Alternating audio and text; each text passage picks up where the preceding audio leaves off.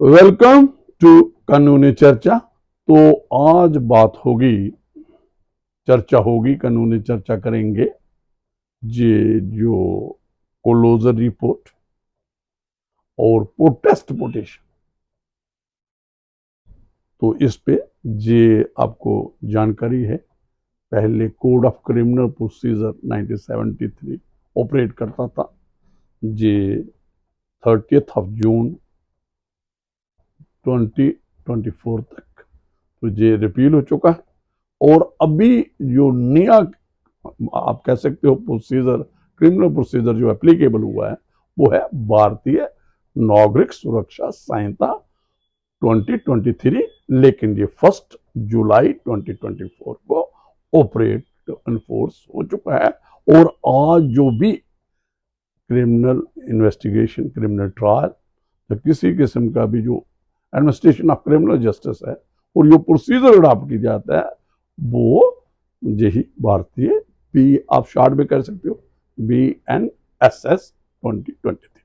तो आज हम इस टॉपिक हमारा आज क्या रहेगा जी, क्लोजर रिपोर्ट क्या होती है और प्रोटेस्ट पिटीशन क्या होती है। तो आपको दर्शकों जो जानकारी है मैं बड़ा सिंपली लफ्जों में बताऊंगा। पहले क्या होती है, रिपोर्ट दायर होती है किसी कॉग्निजेबल ऑफेंस में, तो किसके पास होती है, पुलिस स्टेशन में। आप इसको दूसरी वर्ड से क्या, फर्स्ट इंफॉर्मेशन रिपोर्ट जो लॉज होती है, कोई भी कॉग्निजेबल ऑफेंस है, कोई भी जो जुर्म होता है उसकी रिपोर्टिंग करता है, जो अग्रीव्ड पार्टी भी कर सकती है और कोई भी कर सकता है कॉग्निजेबल ऑफेंस में। कई बार पुलिस अपने सोर्सेज पे भी FIR लगाती है, रिपोर्ट दायर करती है। तो आगे क्या है, उसके बाद इन्वेस्टिगेशन होती है। इन्वेस्टिगेशन पुलिस करती है जी। इसका भी एक कोड ऑफ क्रिमिनल प्रोसीजर को में भी जाब्ता था, वैसा ही जाब्ता आपको जो प्रोसीजर है वो मिल जाएगा BNSS में। तो मैं इसमें जो लंबा नहीं जाऊंगा मैं। और उसके बाद क्या होता है जी, इन्वेस्टिगेटिंग ऑफिसर जो है इसके पास जो इन्वेस्टिगेशन जब करता है तो इसके पास दो कंक्लूजन ये ड्रॉ करता है जनरली। अगर तो एविडेंस इसके पास है, सफिशिएंट एविडेंस है, तो फिर ये कोर्ट में जो फाइनल रिपोर्ट ऑफ इन्वेस्टिगेशन होगी वो किस्म की चार्जशीट आप कह सकते हो, वो पुलिस में दायर वो कोर्ट में दायर करेगा। तो दूसरा हमारे पास आ जाता, अगर सफिशिएंट एविडेंस नहीं है तो वो आप अक्यूज अगर अरेस्ट किया है तो उसको भी रिलीज करना पड़ेगा। तो उसको जनरली तो हम पहले वो सेक्शन जिसमें हम कहते थे कि इनसफिशिएंट एविडेंस है और अक्यूज को अगर कस्टडी में लिया गया है, अरेस्ट किया गया है, डिटेन किया गया है, तो आपको इनसफिशिएंट तो 169 था जो कोड ऑफ क्रिमिनल प्रोसीजर था। अब उसके कॉरस्पॉन्डिंग सेक्शन जो BNSS में आई है, मुझे लगता है 189 ऑफ BNSS 2023। तो क्लोजर रिपोर्ट वही क्लोजर रिपोर्ट है। तो क्लोजर रिपोर्ट पुलिस ने इन्वेस्टिगेशन क्लोज कर दी तो when there is insufficient evidence, लेकिन इसको मैजिस्ट्रेट के पास ले जाना पड़ेगा, मैजिस्ट्रेट के पास ये कंफर्म कराना पड़ेगा, इसको पेश करना पड़ेगा और फिर मैजिस्ट्रेट अपनी यूरिसडिक्शन और जो भी एक मैं और बात क्लियर कर दूं, जो ये हमारी ये क्रिमिनल प्रोसीजर कोड है और ये जुडिशियल मैजिस्ट्रेट के पास ही क्लोजर रिपोर्ट दायर करनी है, पेश करनी है फॉर हिज फर्दर ऑर्डर्स। तो फर्दर ऑर्डर जुडिशियल मैजिस्ट्रेट क्या करेगा, वो देखेगा कि अगर वाकई ही जो इन्वेस्टिगेशन हुई है that is in accordance with law हुई है, वाकई एविडेंस नहीं थी, काफी पुलिस ने अपने लेवल पे इन्वेस्टिगेशन की है और जो विक्टिम था, कंप्लेनेंट था या इन्फॉर्मेंट था, हुसएवर जिसने ये इन्वेस्टिगेशन सेट इनटू मोशन की थी बाय लॉजिंग ऑफ FIR, तो काफी सभी को अपॉर्चुनिटी दी है सारा। और वो अगर ऐसा है तो ये जो अपने जुडिशियल मैजिस्ट्रेट है, जो जिसके पास ये अख्तामी हम इनको बोलते हैं क्लोजर रिपोर्ट को, जो जम्मू कश्मीर में ये अख्तामी मीन एंड ऑफ द, जो शुरू किया था उसका एंड हो चुका है। जो इन्वेस्टिगेशन है वो नेगेटिव गई है, वो केस प्रूव नहीं हुआ है। तो फिर क्या है, फिर जज साहब देखते हैं तो एक ये जो एक आप कह सकते हो लॉ इवॉल्व हुआ है एडमिनिस्ट्रेशन ऑफ क्रिमिनल जस्टिस में, जो क्रिमिनल जूरिस्प्रूडेंस है, जो सुप्रीम कोर्ट ऑफ इंडिया के जजमेंट्स हैं, हाई कोर्ट्स के जजमेंट्स हैं, और otherwise principle of natural justice demand करता है कि जब आप जो क्लोजर रिपोर्ट आ गया तो ये इन्फॉर्म भी करना चाहिए इन्वेस्टिगेटिंग ऑफिसर को कि भाई आपका केस नहीं बना, हमने क्लोजर रिपोर्ट पेश कर दी है मैजिस्ट्रेट के पास, तो आप तो अगर पुलिस ने कंप्लेनर को साथ नहीं लाया है जिस दिन वो क्लोजर रिपोर्ट पेश करता, तो क्या कहिए, तो ये एक समझो judicial magistrate is under legal obligation, statutory obligation, और आप जो सुप्रीम कोर्ट के जजमेंट जैसे भी लॉ हुआ है तो उसको complainant, informant, aggrieved person, victim, जो जिसने एफआईआर लगाई, जो भी है इनमें जो भी, तो उसको नोटिस देना, उसको सुनना बहुत, वो आके जो भी अपनी बात कह सकता है कि जनाब I am not satisfied with the investigation. तो ये कई बार बातें आती हैं, कंप्लेंट कहता है, एग्रीव पर्सन कहता है, विक्टिम कहता है कि जनाब मेरी सुनवाई नहीं हुई। ये सारे जो एविडेंस कलेक्ट की है इन्वेस्टिगेटिंग एट इज ओन की है, अपने तौर पे की है, और एक्यूज पार्टी के कहने पे की है, या अंडर सेंट्रल इन्फ्लुएंस जो भी है। तो लास्ट ये सारी बातें जो हैं ये किसने की है, जज साहब ने अप्रिशिएट करनी, कंसिडर करनी। तो जो समझो कंप्लेनेंट को नोटिस हुआ, कंप्लेनेंट हाजिर हुआ, तो कई बार कंप्लेनेंट जब उसको इंफॉर्मेशन हो जाती है या अदरवाइज उसको नोटिस हो जाता है कि मेरा केस क्लोज किया है, तो वो एक प्रोटेस्ट पिटीशन दायर करता है, उसमें वो लिखेगा प्रोटेस्ट पिटीशन। तो क्लोजर रिपोर्ट बाय पुलिस दायर हुई तो उसका क्या है, प्रोटेस्ट पिटीशन है कि आई एम नॉट एग्री। तो मैंने रिपीट कर रहा हूं बार बार कि वो उस प्रोटेस्ट पिटीशन में वो अपनी लिखेगा कि जनाब मुझे नहीं सुना गया, जो भी है मेरी एविडेंस नहीं ली गई। तो जो भी इन्वेस्टिगेशन में खामियां वो देखता है, कौन, जो कंप्लेनेंट, अग्रीव्ड, आपके विक्टिम कह सकते हो, इन्फॉर्मेंट कह सकते हो, वो अपनी वो प्रोटेस्ट पिटीशन में किया। तो वो एक प्रोटेस्ट पिटीशन क्या है, वर्चुअली एक किस्म की कंप्लेंट ट्रीट कर लेता है मैजिस्ट्रेट कई बार। तो जब उसने प्रोटेस्ट पिटीशन को कंप्लेंट कर लेता है जुडिशियल मैजिस्ट्रेट, जब वो एग्री करता है प्रोटेस्ट पिटीशन से और क्लोजर रिपोर्ट से एग्री नहीं करता कि एक्सेप्ट नहीं करूंगा कि इसमें वाकई ही, और जो कंप्लेंट कह रहा है, विक्टिम कह रहा है, एग्रीव कर रहा है, वो ठीक है जो उसमें, तो फिर क्या है, उसके बाद वो कॉग्निजेंस लेता है। तो कॉग्निजेंस ये आपको पहले थी सेक्शन 190 जो कोड ऑफ क्रिमिनल प्रोसीजर की थी, जो 3 तरीके थे, किस किस बेसिस पे वो कॉग्निजेंस लेता था, पुलिस रिपोर्ट पे लेता था, ये डायरेक्ट कंप्लेंट अगर फाइल होती है उस पर लेता था, और ये एक वो एट इज ओन होता है। तो इस केस में क्या है, पुलिस रिपोर्ट भी है, प्रोटेस्ट पिटीशन भी है, और फिर जज साहब ने इस पे कॉग्निजेंस लेनी है।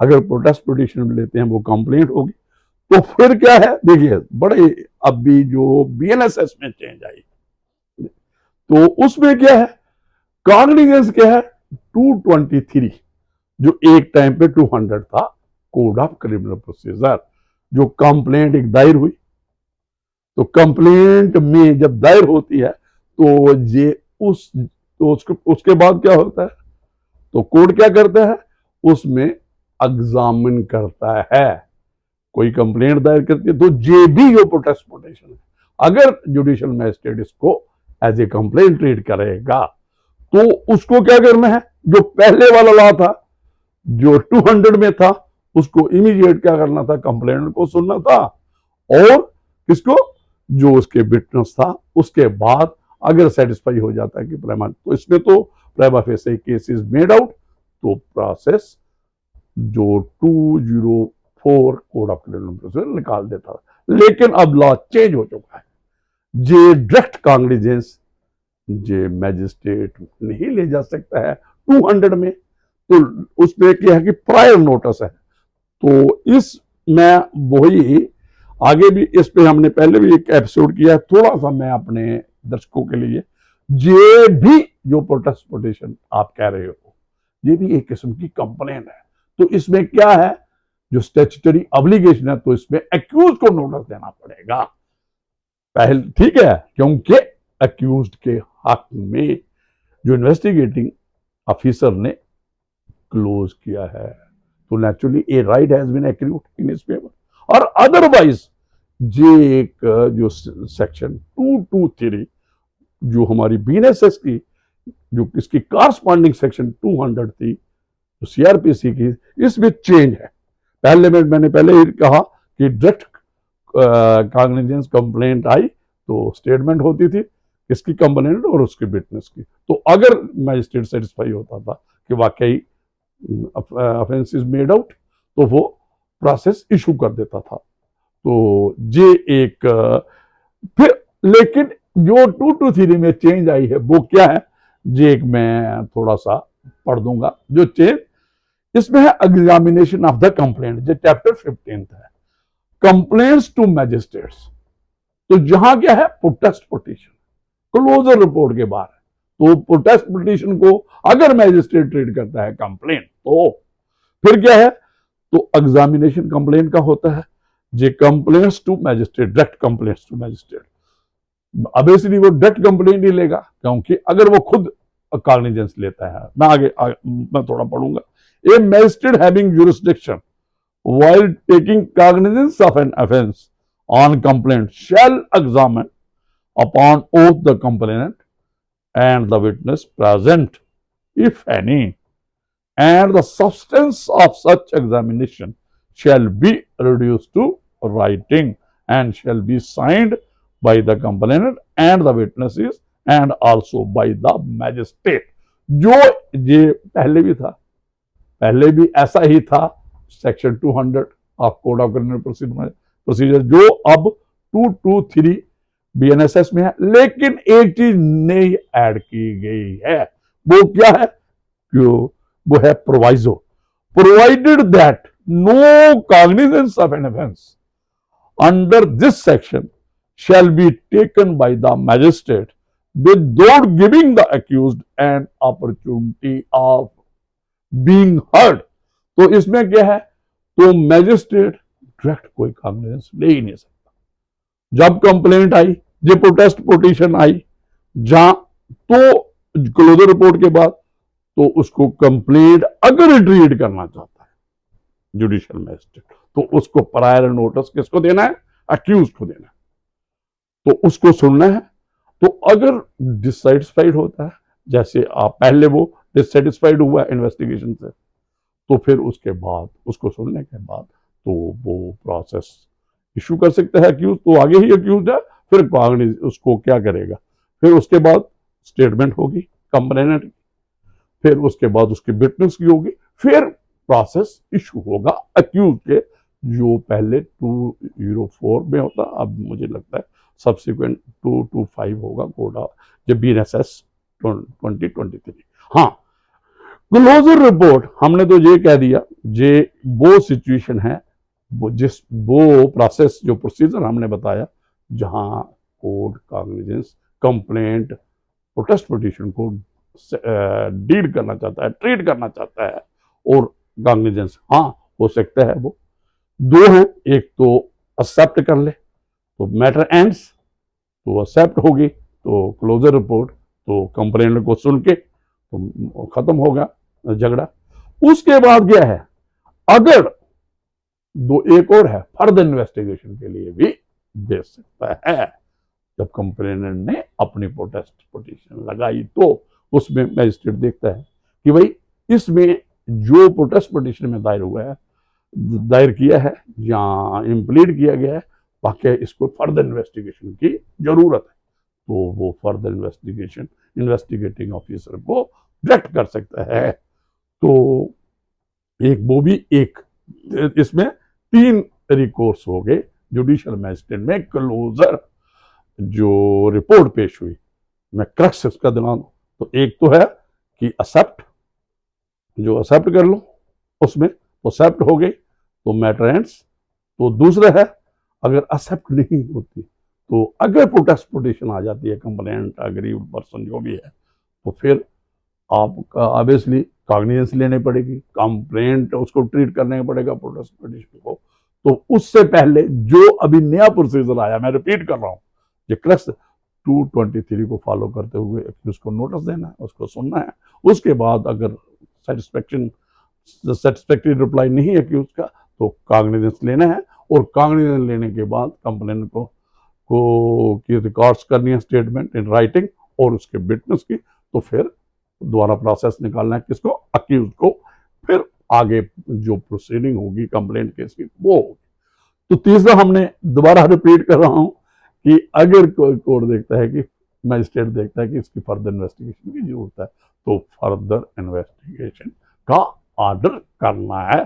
जो पहले सेक्शन आपके पास 173 जो 8 जो कोड ऑफ क्रिमिनल प्रोसीजर थी 1973, उसके corresponding procedure you will find ये जो इसमें मिल जाएगी आपको BNSS में। तो उसमें तो उसके बाद जो इन्वेस्टिगेशन का रिपोर्ट आती है उसके बाद अकॉर्डिंगली तो JU एक शार्ट में हमने बात की closure report, how he would be treated और प्रोटेस्ट पिटीशन क्या है। तो मुझे लगता है जी आज के लिए काफ़ी है। तो दोबारा नया एपिसोड, नया मुद्दा, नया कोई टॉपिक लेके मैं दोबारा हाजिर हो जाऊंगा। Till then thank you very much.